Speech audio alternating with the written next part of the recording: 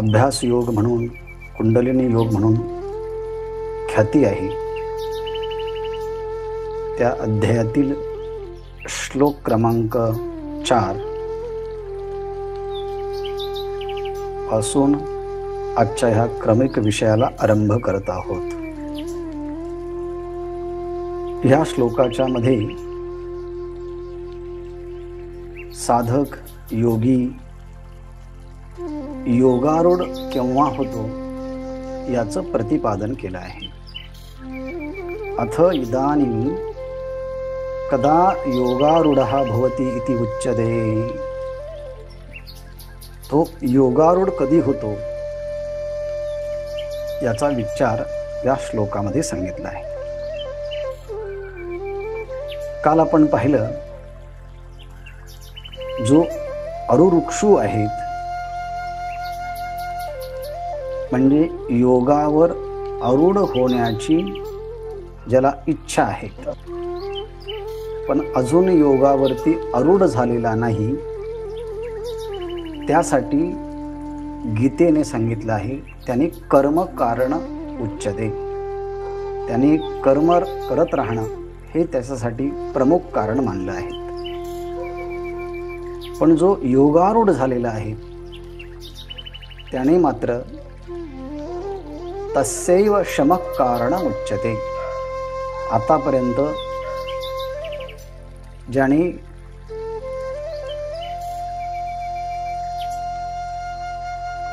वर्णाश्रम धर्माप्रमाणे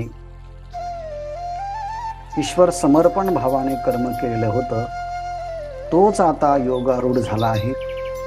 मग योगारूढ झाल्यानंतर त्यांनी आता सर्व कर्म संन्यास म्हणजे सर्व कर्माचा उपशम त्याच्यासाठी मानलेला आहे। शमः कारणम् उच्यते।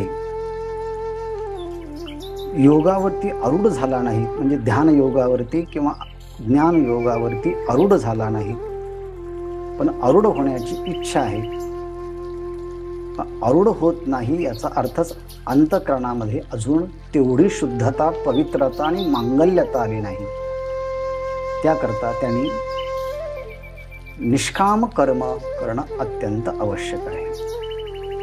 मग कर्म करून कर्मफलावरती आश्रित न राहता ईश्वरावरती आश्रित राहून वर्णाश्रम धर्माप्रमाणे केले जाणारे कर्म सगळे भगवंताला समर्पित करणं, याला अनाश्रित कर्मफलम कार्यम कर्म करोति यः। जो कर्मावरती आश्रित न राहता ईश्वरावरती आश्रित राहतो आणि आपल्या वाट्याला आलेले सर्व कर्तव्य कर्म वर्णाश्रम धर्माप्रमाणे तो कर्म करतो।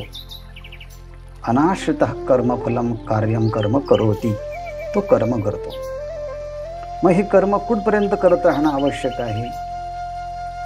अभ्यास योगावरती ज्ञान योगाच्या ठिकाणी आरूढ होण्याची इच्छा आहे पण अजून होता येत नाही, तोपर्यंत त्यांनी इच्छा आहे ना त्या योगावरती आरूढ होण्याची, पण होता येत नाही ना म्हणजे काहीतरी प्रतिबंध आहे आणि तो प्रतिबंध निष्काम कर्माने दूर होणार आहे।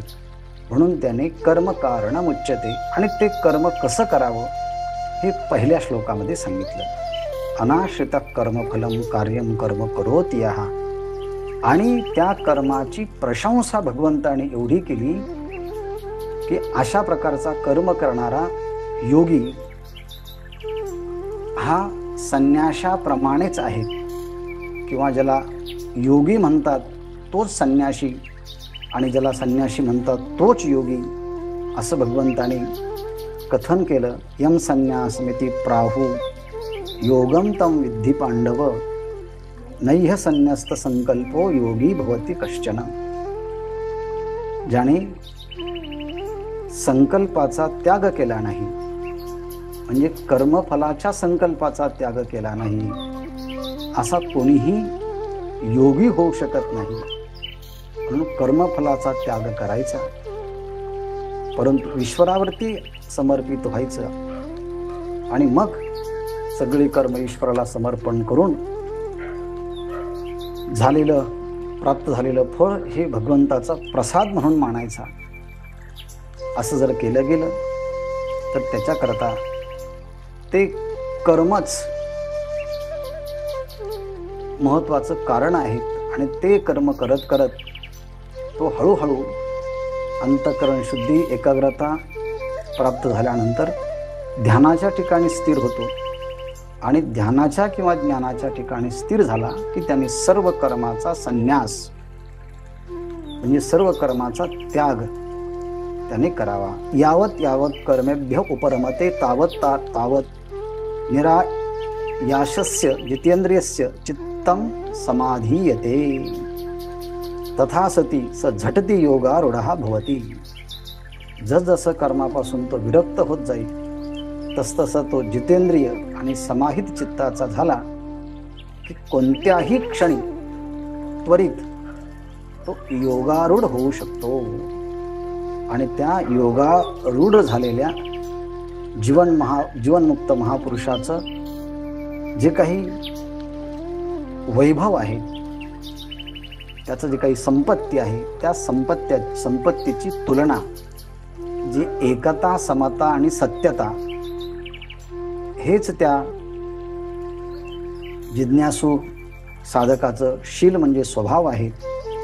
आणि ज्याने शरीराला इंद्रियाला आणि मनाला संयमित करून आर्जव संपादन केलं आहे, तो या सगळ्या कर्मापासून तो उपरम पावतो. मग तेव्हा त्याला योगारूढ असं म्हटलं जातं. मग असं योगारूढाचं लक्षण 3 श्लोकांच्या पर्यंत सांगितलं गेलं. मग प्रत्यक्ष योगारूढ हा केव्हा होतो, काय लक्षण आहे?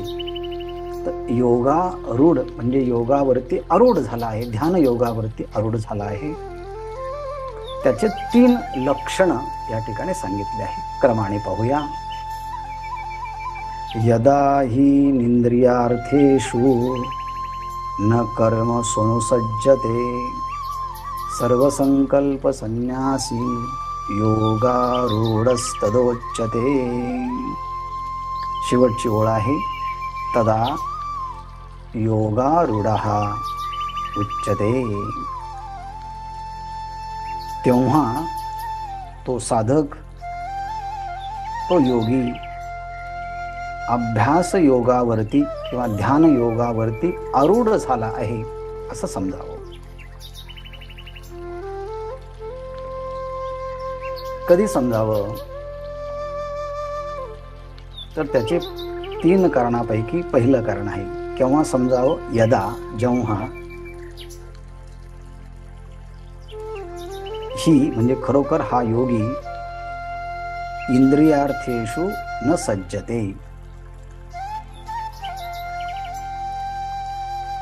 ईश्वर प्रदत्त जे आपल्याला पंच ज्ञानेंद्रिय आणि पंच कर्मेंद्रिय दिलेले आहेत आणि त्या इंद्रियांचे ते जे विषय आहेत, अर्थात इंद्रियांचे जे विषय आहेत त्या विषयांच्या ठिकाणी ज्याला आसक्ती नाही, इंद्रियार्थेषु न अनुसज्जते.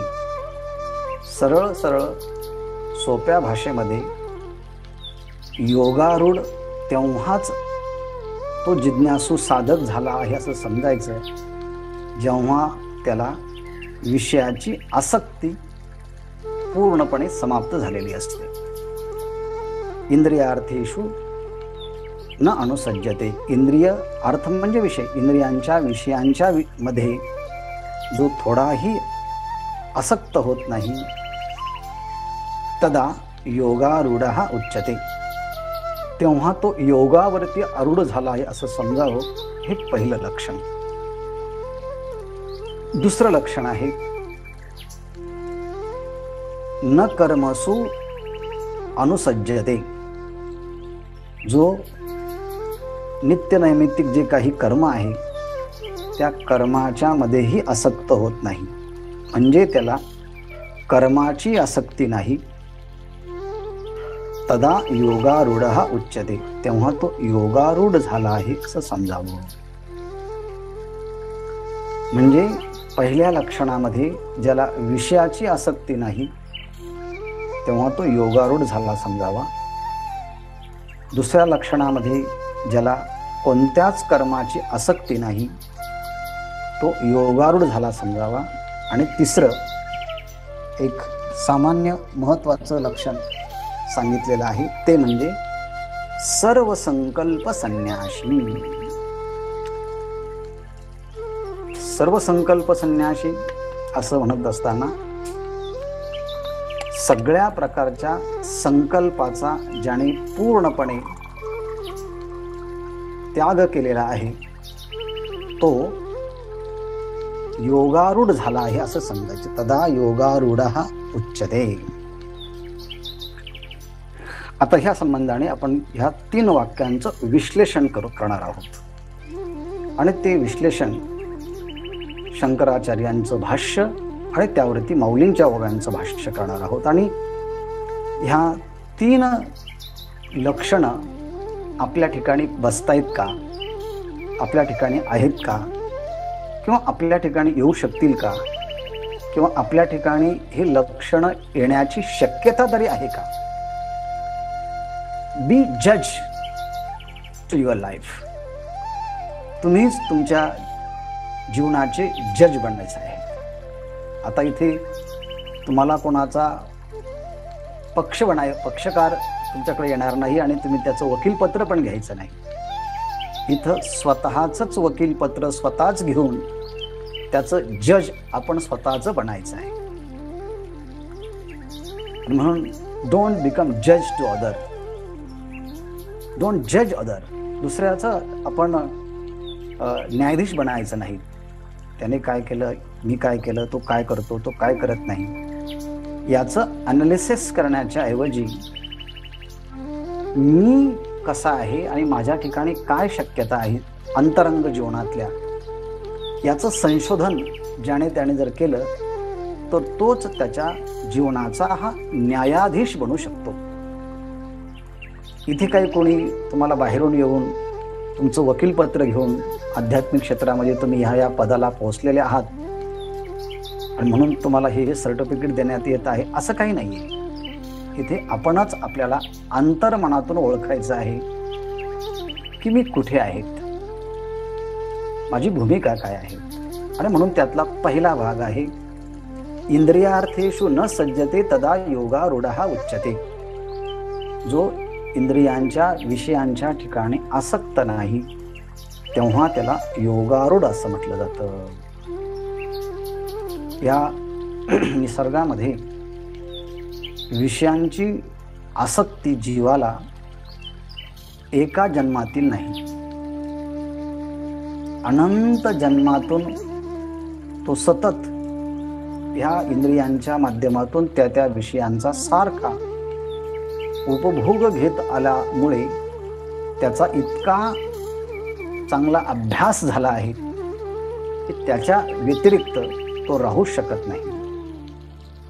तो बेचैन होतो, तो अस्वस्थ होतो, तो कधी कधी ॲग्रेसिव्ह बनतो, आक्रमक बनतो जर त्याला त्याचे विषय मिळाले नाहीत.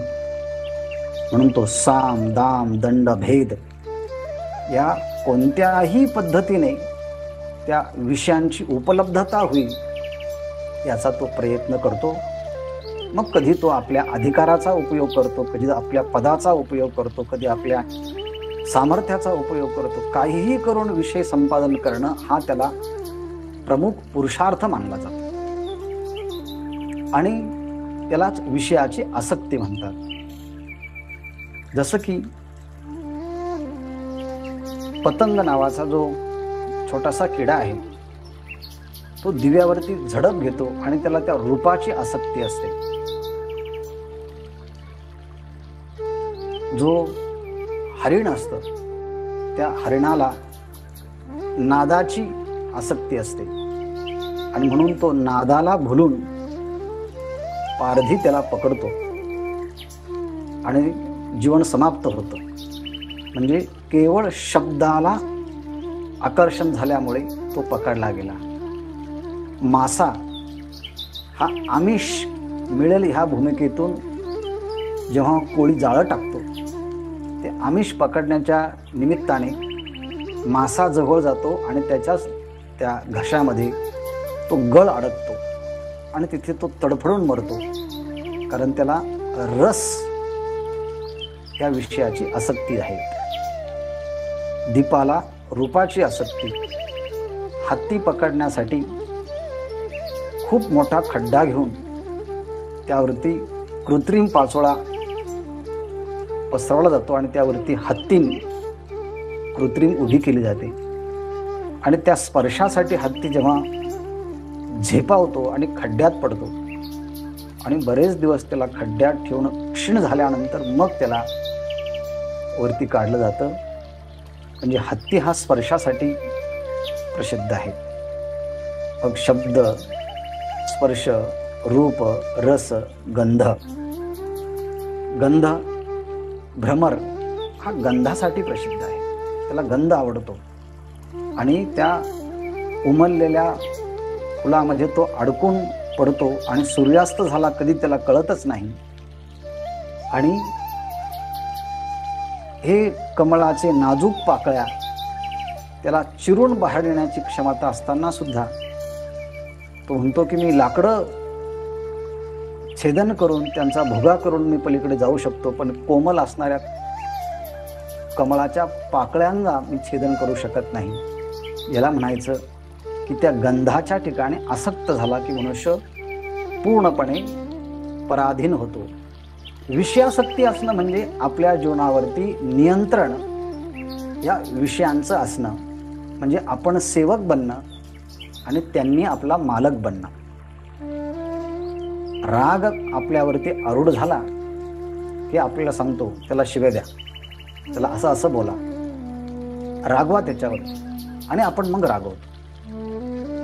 लोभ प्राप्त झाला की मग त्याला फसवा, मग आपण त्याला फसवतो. काम उत्पन्न झाला की मग आपण त्याचा फायदा घेतो.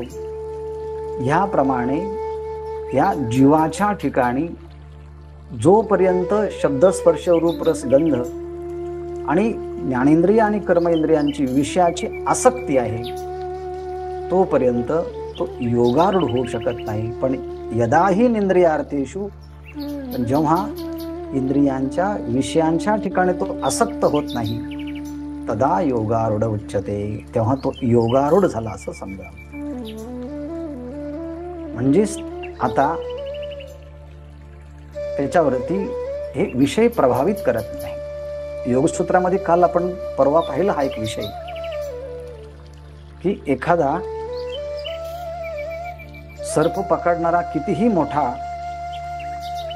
प्रभावी सर्पमित्र असला आणि त्यातलं विष उतरण्याकरता एखादा कितीही तज्ञ असला, म्हणून सर्प आपल्या वशीभूत आहे आणि विष आपण काढण्याकरता समर्थ आहोत, म्हणून कोणीही विषारी सर्पाला आपल्या जवळ आपल्या शयना कक्षेमध्ये घेऊन, आपल्या बेडरूममध्ये घेऊन, आपल्याबरोबर त्या सर्पाला आपल्याबरोबर घेऊन निशंकपणे झोपू शकत नाही.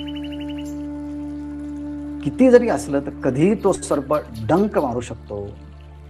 त्याप्रमाणे पंचविषयांचे आलंबन आपल्या अवतीभोवती सांभाळून आपल्याला त्याची विषयासक्ती अजिबात नाही असं म्हणून त्या विषयांच्या मध्ये राहणं म्हणजे विषारी सर्प मला काही करणार नाही, कारण मी सर्पमित्र आहे आणि विष उतरण्याकरता माझ्या ठिकाणी बल आहे असं जरी असलं तरी सर्पाला जवळ घेऊन निशंक कोणी झोपू शकत नाही. त्याप्रमाणे या पंचविषयांचे आलंबन घेऊन मी त्याकडे आकर्षित होणार नाही असं कोणी म्हणेल तर त्या सर्पाच्या सारखी स्थिती आहे. म्हणजे तो सर्प कधीही आपल्याला फणा मारू शकतो, दंश करू शकतो, तसं विषय कधीही आपल्याला कोणत्याही वयोगटामध्ये आक्रमण करू शकतात.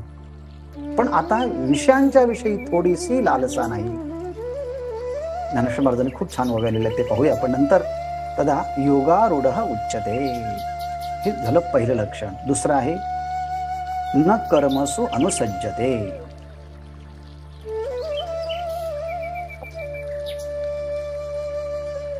न कर्मसु अनुसज्जते म्हणजे ज्याला आता कर्मासक्ती नाही. जेव्हा कर्मापासून फल भेटण्याची शक्यता असते किंवा कर्माच्या फलाची आसक्ती असते तेव्हा मनुष्य कर्माच्या ठिकाणी आसक्त असतो. आणि मनुष्य कर्माच्या ठिकाणी आसक्त एवढा होतो की 58 वर्षापर्यंत तो कर्म करतो आणि रिटायरमेंट झाल्यानंतर सुद्धा त्याला कर्म करण्याची गरज नाही. पण कर्माचे एवढे संस्कार झालेले असतात तेव्हा तो म्हणतो मला पगार देऊ नका. पण काही ज्या स्वयंसेवी संस्था असतात तिथे जाऊन म्हणतो मी अतिशय चांगला अकाउंटंट आहे, मला तुमच्याकडे सेवा करायची. कोणी सांगतो की मी चांगल्या प्रकारचा मॅनेजमेंट करू शकतो, मला तुमच्याकडनं सेवा करायची. तेव्हा त्यांना विषयांची आसक्ती नसते पण कर्माची आसक्ती असते. मग असे लोक निवृत्त झाल्यानंतर सुद्धा पुन्हा पुन्हा त्या कर्माकडे जात असतात. मी नेहमी ज्यांचं उदाहरण देत असायचो, मी जेव्हा वाडिया कॉलेजला शिकवत असताना वेगळ्या विषयाचे HOD होते प्रोफेसर जयंत, त्यांचं नाव आठवत नाही आता मला, जयंत सर म्हणून, जयंत गोहाड म्हणून, ब्रह्मचारी ज्योतिषशास्त्रातले निष्णात. इतके कर्माची आसक्ती निवृत्त झाल्यानंतर सुद्धा ते कित्येक वर्ष कॉलेजमध्ये कॉलेजच्या वेळेमध्ये येत असायचे. आत्ताच 15 दिवसापूर्वी छोट्याशा आजारानं त्यांना देव आज्ञा झाली. पण मला चांगलं आठवतं की मी गेल्यानंतर पहिल्यांदा मला ते सही करायला सांगणार याच्यावरती, आणि ते मला माझा हात धरून घेऊन कॅन्टीनमध्ये घेऊन एक वडापाव आणि एक चहा ते देणार आणि मग सांगणार महाराज आता तुम्ही तुमचे लेक्चर घ्या. मग 12-12:30 पर्यंत ते वाट पाहणार आणि मग सगळे लेक्चर माझे आटोपले की मग पुन्हा मला ते सांगणार तुम्हाला मी सोडून देतो. असं अगदी त्यांचं उदाहरण मी सांगायचो. निवृत्त झाल्यानंतर सुद्धा ते बराच वर्षापर्यंत कॉलेजमध्ये यायचे, काय नाही फक्त फिरून सगळ्यांशी बोलून जायचे. याला म्हणायचं कर्मासक्ती. आणि एक खोपोलीला आमचे एक मित्र, त्यांचे वडील ते पूर्वी सेक्रेटरी होते एका संस्थेमध्ये. ते निवृत्त झाल्यानंतर त्यांनी विनाकारण आपल्यासाठी एक कॅबिन बांधली आणि तिथंच ते राहायचे आणि 10-15 मिनटं, अर्धा तास, 2 तास बसून पुन्हा आपल्या घरी यायचे. कारण का ते म्हटले मी सेक्रेटरी होतो त्यामुळे मला ऑफिसला जायची सवय आहेत आणि अजूनही मला जर नाही गेलो तर मी अस्वस्थ होतो. म्हणून तिथे जाऊन मुलांनी त्यांच्याकरता कॅबिन करून दिली, जाऊन बसायचे 4-5 तास आणि पुन्हा यायची. त्यांना बरं वाटायचं की मी कामावरून आलो आहे. याला म्हणायचं कर्मासक्ती. ते पण अगदी 2-4 दिवसापूर्वी ह्या लोकाची यात्रा संपवली. म्हणून ज्यांचे उदाहरण मी देत होतो तो श्लोक आला आणि म्हणून नुकतेच तेही त्यांनी इहलोक सोडला. त्या निमित्ताने एक प्रकारची श्रद्धांजली त्यांना समर्पित होते. त्याला म्हणायचं की त्यांना कर्म फलाची गरज नाही पण कर्मासक्ती आहे. म्हणून असे लोक एखाद्या संस्थेमध्ये जाऊन आम्हाला काहीतरी सेवा द्यायची असं म्हणतात आणि तिथं गेलं की मग त्यांना एक प्रकारचं स्टेटस तयार होतं, नावलौकिक तयार होतं आणि पुन्हा मग ते विषयाच्या मध्ये आसक्त होतात. परंतु ज्यांना आता कर्माचीही आसक्ती नाही आणि इंद्रियांच्या विषयांची आसक्ती नाही, तदा योगा रूढस्तदोच्यते. आणि तिसरं आहे सर्व संकल्प संन्याशी.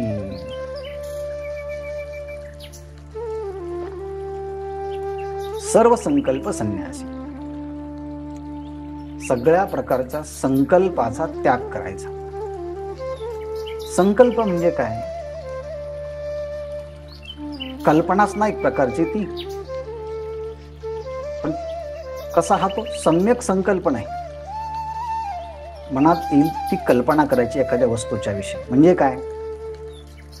समोर एक वस्तू आहे किंवा व्यक्ती आहे, ती व्यक्ती किंवा ती वस्तू मला आनंद देईल आणि ती वस्तू माझ्याजवळ असेल तरच माझं खऱ्या अर्थानं उत्कर्ष होईल. त्या वस्तू आहे, ती वस्तू सुखरूप आहे, आनंदरूप आहे आणि ती वस्तू, ती व्यक्ती माझ्या जीवनामध्ये आली तर मलाही आनंद देईल, मलाही सुखी करेल.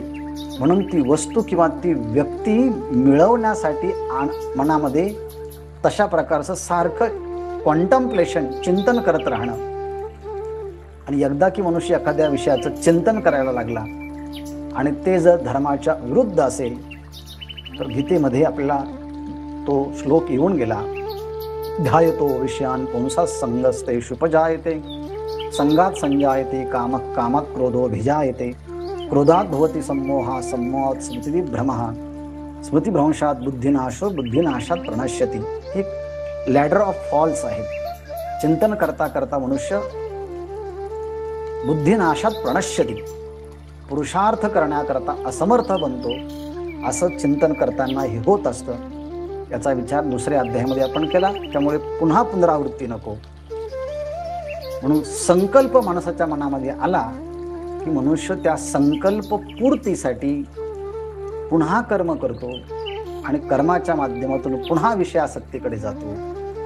म्हणजे संकल्प हाच कर्माला आणि विषयांच्या मध्ये ढकलत असतो.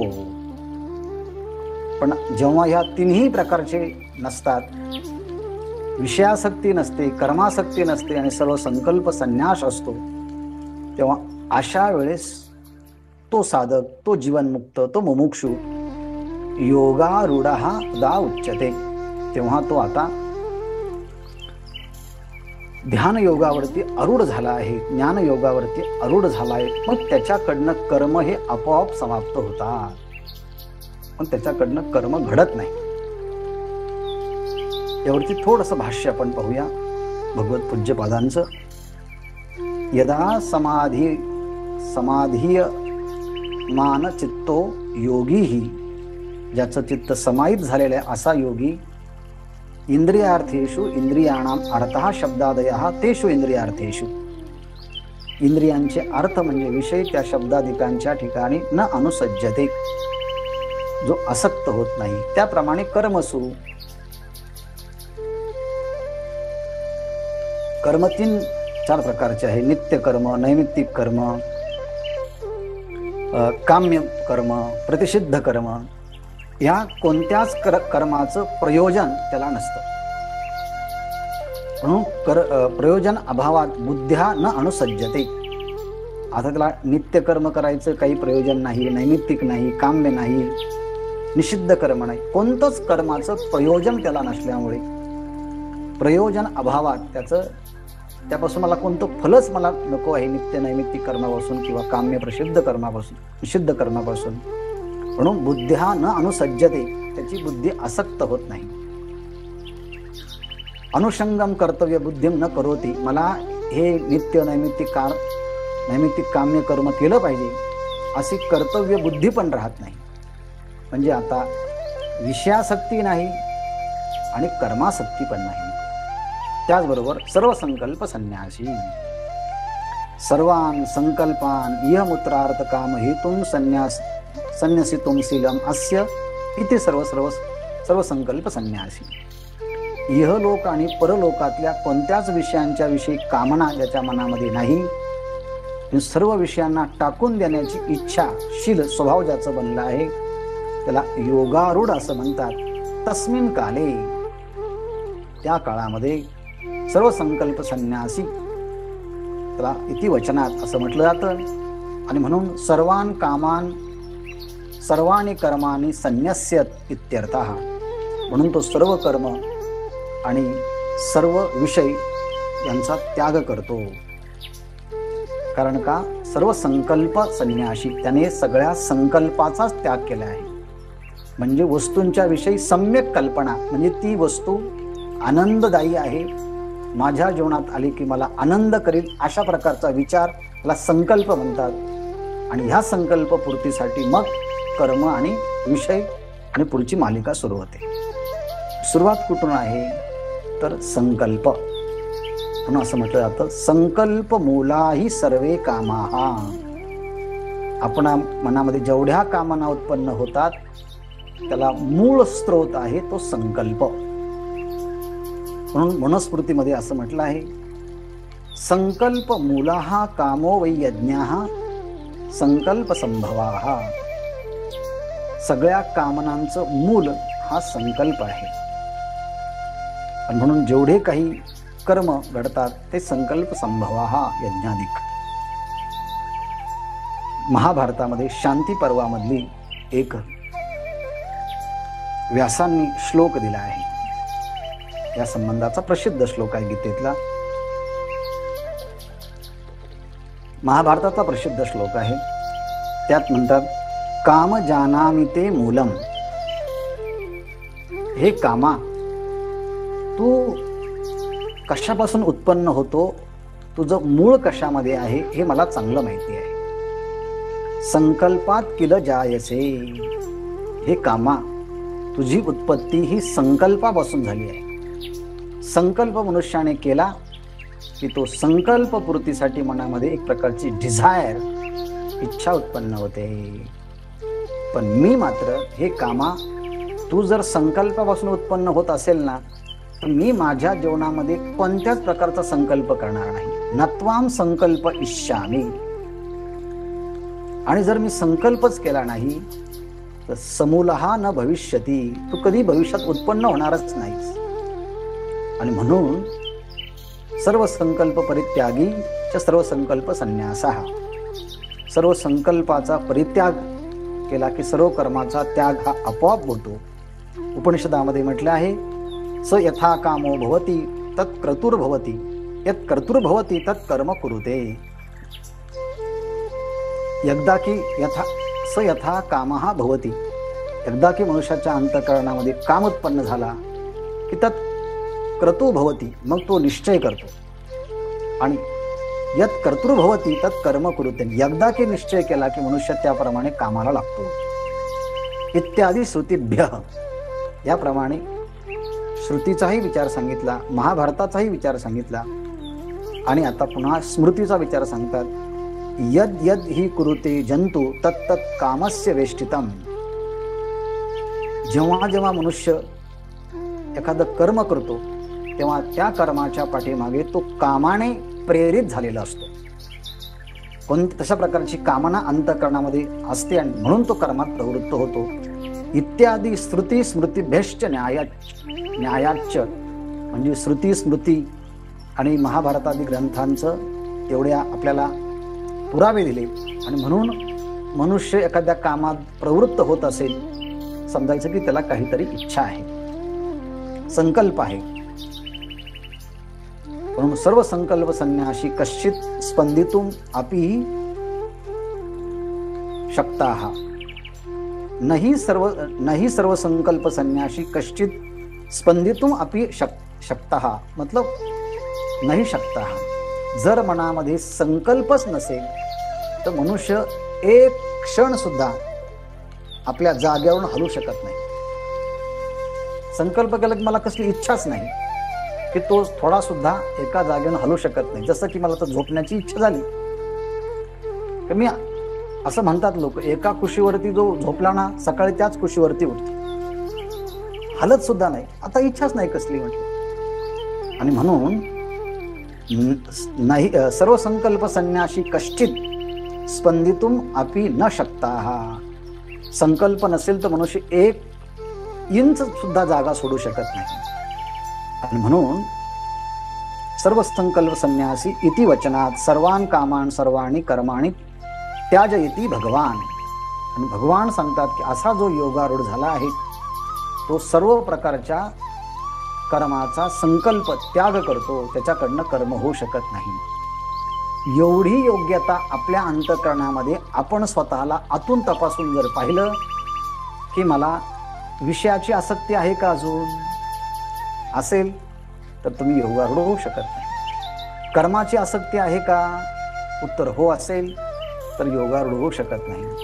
आणि सतत काही ना काहीतरी संकल्प ह्या बाह्य जगताच्या संबंधाने उत्पन्न होत असतील, स्वतःच्या सुखासाठीचे, आभाषिक सुखासाठीचे, तर अजून आपण योगारूढ होऊ शकत नाही. चला आपण आता निष्काम कर्म करूया.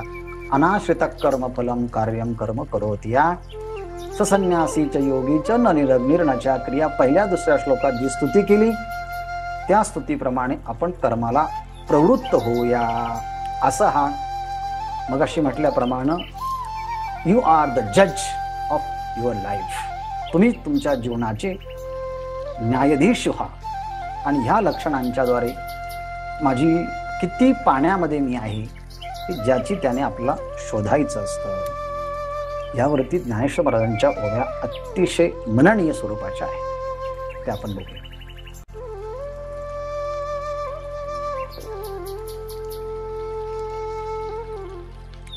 येणे उपाय योगारूढ, जो निरवधी झाला प्रौढ, तयाच्या चिन्हाचा निवाड सांगे नाईक। 61 क्रमांकाची ओवी ज्ञानेश्वर महाराज म्हणतात, येणे उपाय योगारूढ, या उपायांच्या द्वारे तो योगारूढ बनतो। कोणत्या उपायाच्या द्वारे? काल आपण रूपकाच्या माध्यमातून यम नियम आसन प्राणायाम प्रत्याहार धारणा ध्यान आणि समाधी, की ज्या समाधीच्या मध्ये आल्यानंतर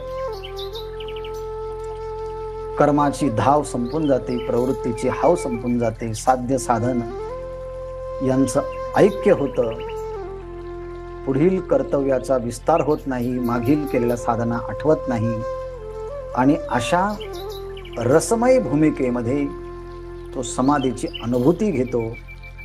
आणि ह्या उपायांच्या द्वारे तो योगारूढ झाल्यानंतर त्याच्या अंतःकरणात बुद्धीची साम्य अवस्था इतकी व्यापक होते की त्याला सीमाच राहत नाही। जो निरवधी झाला प्रौढ, ही त्याची व्यापकतेची प्रौढ अवस्था येते। आणि तया चिन्हाचा निवाड सांगे नाईक, मग असा योगारूढ झाल्यानंतर कोणते चिन्ह येतात ते मी आता सांगेन। असं काल आपण शेवटच्या ओळीत पाहिलं, त्याचा विस्तार आता ज्ञानेश्वर महाराज करतात। तरी जयाच्या इंद्रियाच्या घरा, नाही विषयाच्या एरझारा, जो आत्मबोधाच्या ओवारा पौडला असे। जो योगारूढ झाला आहे तो इंद्रियांच्या विषयांच्या ठिकाणी आसक्त होत नाही। ही जे मूळ श्लोकातला भाव आहे, यदा इंद्रियार्थेषु न कर्म सोनू सज्जते, या संबंधाच्या ह्या ओव्या आहेत। माऊली लिहितात, तरी जयाच्या इंद्रियांच्या घरा, नाही विषयांच्या एरझारा, जो आत्मबोधाच्या ओवारा पौडला असे। या अष्टांग योगाच्या माध्यमातून जो आत्मरूपी बोधाच्या ह्या माझघरामध्ये अंतर्गृहामध्ये पौडला असे, म्हणजे जो इंद्रिय मन बुद्धी आणि बुद्धीच्याही पलीकडे असणारा जो आत्म, त्या आत्म्याचा बोध झाल्यानंतर त्या बोधावस्थेमध्येच ब्रह्मविद ब्रह्मैव भवति, ब्रह्मस्वरूपाचं बोध झाल्यानंतर तो ब्रह्मस्वरूपामध्येच राहतो। अशा त्या आत्मज्ञान संपन्न जीवनमुक्त महापुरुष त्या आत्मबोधाच्या अंतर्गृहामध्ये, त्या ओवरीमध्ये पूर्णपणे तदाद्रष्टो स्वरूपे अवस्थानम, आपल्या स्वरूपाच्या ठिकाणी अंतःकरणाची वृत्ती स्थिर झालेली आहे। तो समाधीच्या भूमिकेतून म्हणा किंवा ज्ञानाच्या भूमिकेतून म्हणा, तो आपल्या स्वरूपाच्या ठिकाणी स्थित झाला आहे। ज्यांनी विषयांचं तादात्म्य सोडलं, इंद्रियांचं तादात्म्य सोडलं, देहाचं तादात्म्य सोडलं, आणि वृत्तीच्या ठिकाणी रजगुण आणि तमोगुण ते कमी झाल्यामुळे सत्वगुणात्मक वृत्ती स्वरूपाच्या ठिकाणी स्वरूपस्थ झाली। अशा त्या आत्मस्थितीमध्ये जे एखादा साधक राहत असेल तर त्याच्या जीवनामध्ये जयाच्या इंद्रियांच्या घरा, विषयांच्या एरझारा नाही। इतकं मोठं उत्कृष्ट फलश्रुती सांगितली आहे की याची कल्पना जरी केली तरी साधकाला एक प्रकारचा उत्साह प्राप्त होईल। आता इथे सगळ्या इंद्रियांना घर म्हटलं आहे. इंद्रियांच्या घरा म्हणजे जो अशा आत्मबोधाच्या अंतर्गृहामध्ये पोहोडलेला आहे, त्याच्या इंद्रिया रूपी घरांच्या मध्ये काय म्हटले, विषयांच्या येरझारा नाही.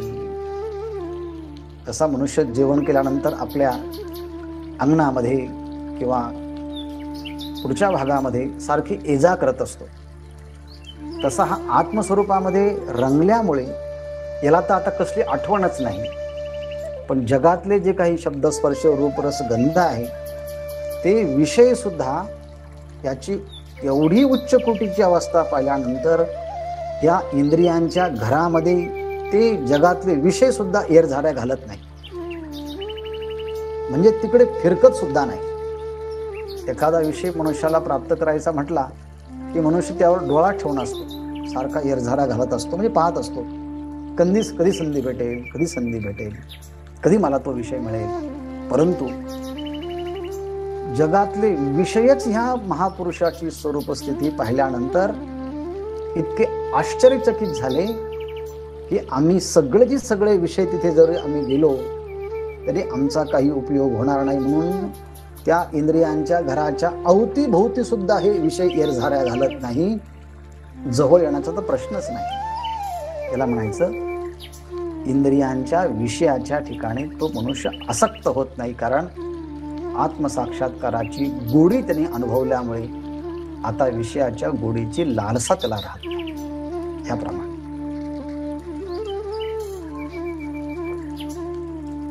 जयाच्या इंद्रियांच्या घरा नाही विषयांची एरझारा, जो आत्मबोधाच्या ओवरा पोडला असे. जयाचे सुख दुःखाचे अंगे, झगटले मानसचे ओने घे, विषय पासी आलिया से नरिघे. हे काय म्हणून म्हटलं, एवढं मोठं आश्चर्य हा महापुरुषाच्या जीवनामध्ये होतच कसं काय म्हटले, काय कसं होतं.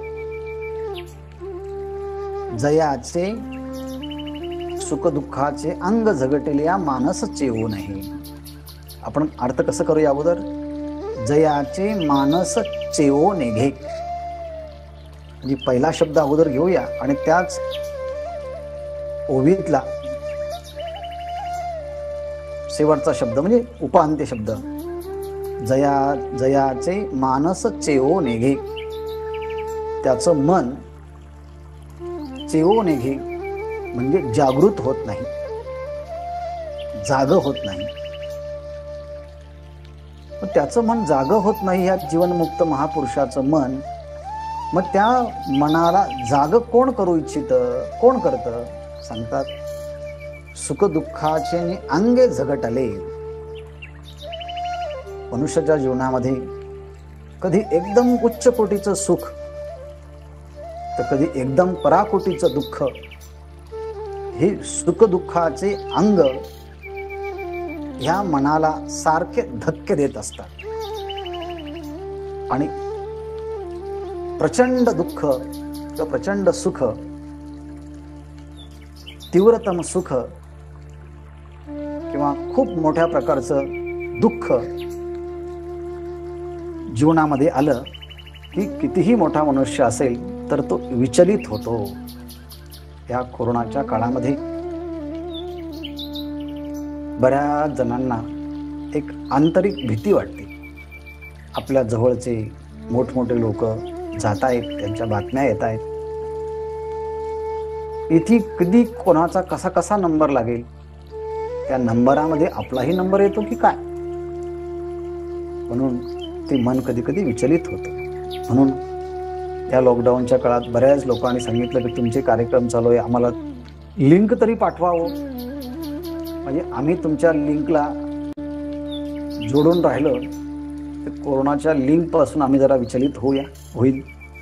याला म्हणायचं आहे की पराकोटीचं दुःख आलं की मन विचलित बेचैन होतं,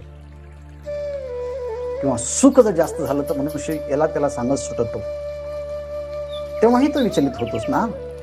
पण आता ह्या सुख दुःखाच्या अंगाने कितीही झगटले, म्हणजे त्याला धक्के दिले, त्याला विचलित करण्याचा प्रयत्न केला, भिडले, तरी जयाचे मानस चेहो नये, त्याचं मन जागृतच होत नाही. कारण सुखे मी निजयोगा शून्य सारोणे तेथे, अर्थात स्वरूपाच्या ठिकाणी ते मन पहुडल्यामुळे आता कोठे धावे मन, तुमचे चरण देखलिया, भाग गेला क्षण गेला अवघा झाला आनंद. अर्थात त्या परमात्म्याच्या रूपाचा ध्यानाचा वेध लागल्यामुळे आता त्याला मनस जागृतीलाच येत नाही. मन जागृतीला येत नाही म्हणजे मन त्या विषयांच्याकडे सुखदुःखाच्या निमित्ताने आकर्षित होत नाही, बहिर्मुख होत नाही, चंचल होत नाही. आणि म्हटले आता तो विषयांच्या ठिकाणी आसक्त होत नाही असं म्हणण्यापेक्षा विषय त्याच्याजवळ सगळे जरी आले तरी काय होतं, विषय पासीही आलिया. एक तर असा एक वर्ग आहे की विषयांच्या जवळ जाऊन विषय संपादन करण्यासाठी मनुष्य पराकोटीचा प्रयत्न करतो. पण असेही काही जीवन आहेत की विषय त्यांच्यापाशी स्वतःहून येतात. विषय पासीही आलिया, विषय जवळ आले असताना सुद्धा काय आहे, से न रिगे, त्यांच्या मनामध्ये आठवण सुद्धा प्रविष्ट होत नाही की आपण यांचा स्वीकार करून त्यांचा उपभोग घ्यावा. हे काय म्हणून, हे काय आहे असं म्हणून जिज्ञासेने सुद्धा त्या विषयांच्याकडे पाहण्याची त्याची दृष्टी जात नाही. इतका तो आतून अंतरसुखाने समाधानी आणि आनंदाने झाला असतो. म्हणून व्यवहारात असं म्हणतात, जे लोकांना घरात सुख भेटत नाही ते बाहेर सुखाचा शोध घेतात, पण जे आतून तृप्त घरातून आहेत ते पुन्हा बाहेर खाण्याची काही इच्छा करत नाही. पण ज्यांची जिभेचे लाड आतून घरातून पुरवले जात नाही ते लाड पुन्हा बाहेरून पुरवतातच ना. पण आतूनच आता त्या स्वस्वरूपाचं अनुसंधान झाल्यामुळे इतका आनंद झाला की जगातले सगळे विषय जवळ आले तरी त्यांचा स्वीकार करावा असं त्यांना वाटत नाही. असं सगळ्या मोठमोठ्या महापुरुषांच्या जीवनचरित्रातला इतिहास आहे बरं का. मग रामकृष्ण परमहंसांचा, स्वामी विवेकानंदांचा, जगद्गुरु तुकाराम महाराजांचा, ओडिया बाबांचा, खूप मोठमोठ्या योग्यांचा जर आपण आत्मचरित्र वाचलं तर त्यांच्या चरित्रामध्ये ही गोष्ट सगळ्यांच्या मध्ये थोड्याफार फरकाने सारखीच येते. आणि म्हणून विषयांच्या ठिकाणी त्यांची आसक्ती नसते. आणखी इंद्रिय कर्माच्या ठाई वाढिन्नली परी कही, पळ हेतूची चाड नाही अंतःकरणे. कर्मासक्ती नसते. यावरती ज्ञानेश्वर महाराज भाष्य करतात, इंद्रिये कर्माच्या ठाई वाढिन्नली. हे जे पंच ज्ञानेंद्रिय, कर्मेंद्रिय, मन, बुद्धी, चित्त, हे जे इंद्रिय आहेत, हे इंद्रिय आपापल्या कर्माच्या ठिकाणी ह्या जन्मापासून त्यांचा अभ्यास आहे असं नाही, तर मागे आतापर्यंत अनेक जन्म मनुष्याचे झालेले असतात आणि त्या सगळ्या जन्मामध्ये ते इंद्रिय त्या कर्माच्या ठिकाणी प्रवृत्त झालेले असतात. म्हणून वाढिन्नली म्हणजे ही लहानची मोठी इंद्रिय जी आहे ना, विषयांच्या संपादनाच्या वरच वाढलेली आहे. इंद्रिय कर्माच्या ठाई वाढिन्नली, सगळे इंद्रिय कर्माच्या जागेवर लहानची मोठी झालेली, वाढलेली आहे. म्हणजे या इंद्रिय कर्म करण्यातच त्यांचं आयुष्य गेलेलं आहे. पण आता ह्या इंद्रिय फळली केळी उन्मळे, आत्मलाभे प्रबळे, जयाची क्रिया ढाळे ढाळे गळती आहे. याप्रमाणे ज्यांना फळ हेतूची चाडच अंतःकरणामध्ये नाही, अंतःकरणामध्ये आता ह्या कर्मापासून मला हे फळ भेटावं अशी इच्छाच निर्माण होत नसल्यामुळे आता कर्माची आसक्ती संपून गेली. असतेने देह येतुला, तो चेतोचे दिसे निधेला, तोच योगरूढ भला ओळखे तू. असतेने देह येतुला, येतुला देह असतेने.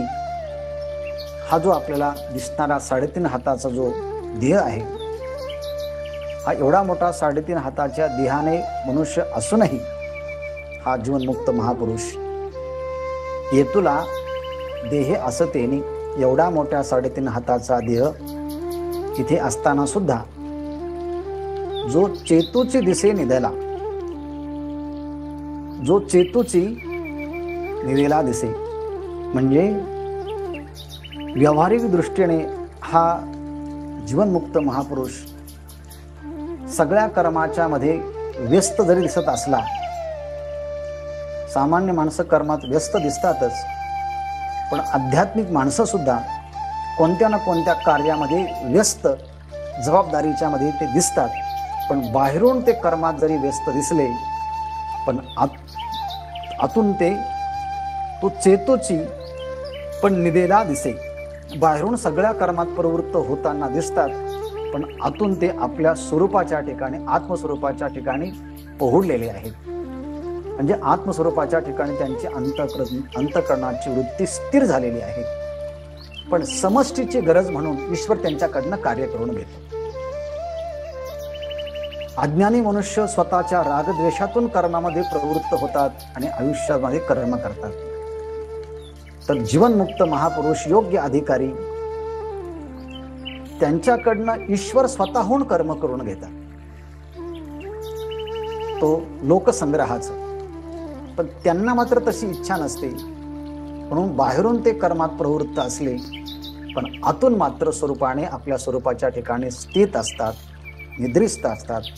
यानिशा सर्वभूतानां तस्यां जागृती संयमी यस्यां जागृती भूतानि सा निशा पश्यतो मुनेः.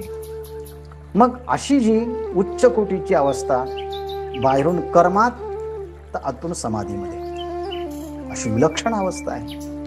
डॉक्टर महाराज उदाहरण देतात, एखादा मनुष्य चैत्र महिन्यामध्ये कमरा इतक्या पाण्यात उभा आहे, तर जितक्या पाण्यात तो उभा आहे तितक्या पाण्यात शीतलता आणि वर मात्र ऊन, असं विरुद्ध गोष्टी दिसतातच ना मनुष्याला. तसं हा बाहेरून कर्मात असेल, पण आतून तो स्वरूपस्थ असतो. आणि मग म्हणायचं, तोची भला योगरूढ ओळखतू. तो चांगल्या प्रकारचा योगरूढ आहे असा ओळख, म्हणजे जीवनमुक्त. जीवनमुक्त महापुरुषाला कोणतंही कर्तव्य नसतं, पण समष्टीची गरज म्हणून ईश्वर त्याच्याकडनं हे मोठं काम करून घेतो. तेव्हा तो स्वतःही मुक्त असतो आणि त्याच्या माध्यमातून निर्माण होणाऱ्या कार्यातून अनेक जण मुक्त होतात. म्हणून तो चांगला योगारूढ आहे असं ओळख, असं भगवंतांनी सांगितलं. ते तर अर्जुन म्हणे अनंता, हे मज विस्मो बहु ऐकता. तुझं हे सगळं बोलणं ऐकल्यानंतर मला मोठं आश्चर्य वाटलं. मज बहु विस्मो बहु ऐकता. हे अनंता, मज बहु विस्मो, मला अतिशय आश्चर्य वाटतंय, नवल वाटतंय ऐकता. मला सांग बरं, एवढी मोठी योग्यता ह्या पुरुषाला कोणी दिली? सांगे तया ऐशी योग्यता कवण दिजे. हे अनंता, अर्जुन म्हणे, हे अनंता सांगे, तया ऐशी योग्यता कवण दिजे. त्या महापुरुषाला एवढी मोठी योग्यता कोणी दिली बरं? बाहेरून तो देहाने समष्टीची आणि भगवंताचा संकल्प तो म्हणून काम करतो, आणि आतमध्ये तर योगारूढ झाला आहे. इंद्रिय कर्माच्या ठिकाणी आतापर्यंत जरी वाढलेली लहानची मोठी झाली, पण आता तेच इंद्रिय कर्माच्या ठिकाणी फला अभिलाषा नसल्यामुळे आता ते बाहेरून त्यांना फळहेतूची अंतःकरणामध्ये चाड नसल्यामुळे ते कर्माची आसक्ती नाही, आणि सुखदुःखाचे अंग यांनी धक्के देऊन मनाला पुन्हा विषयामध्ये ओढण्याचा प्रयत्न केला. पण त्रैलोक्यातील विषय जरी त्याच्या जवळ आले, परंतु हे काय आहे म्हणून त्याच्यामध्ये जिज्ञासा थोडी सुद्धा उपभोगण्याची प्रविष्ट होत नाही. कारण ज्याच्या इंद्रियांच्या घरामध्ये या विषयांच्या एरझारा सुद्धा होत नाही, कारण तो आत्मबोधाच्या ओरुरीमध्ये सुखेमी निजलोगा शून्य सारोणे ते तदा द्रष्टू स्वरूपी अवस्थानं, एवढी उच्च कोटीची अवस्था ह्या योगारूढ झालेल्या महात्म्याला कोणी दिली?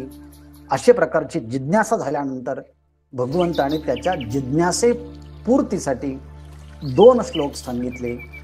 उद्धरेदात्मनात्मानं नात्मानं अवसादयेत, आत्मैव ह्यात्मनो बंधुरात्मैव रिपुरात्मनः, बंधुरात्मात्मनस्तस्य येनात्मैवात्मना जितः, अनात्मनस्तु शत्रुत्वे वर्तेतात्मैव शत्रुवत्. या 2 श्लोकांचा विचार आपण उद्या बघू. ओम पूर्णमदः पूर्णमिदं पूर्णात् पूर्णमुदच्यते पूर्णस्य पूर्णमादाय पूर्णमेवावशिष्यते. ओम शांती शांती.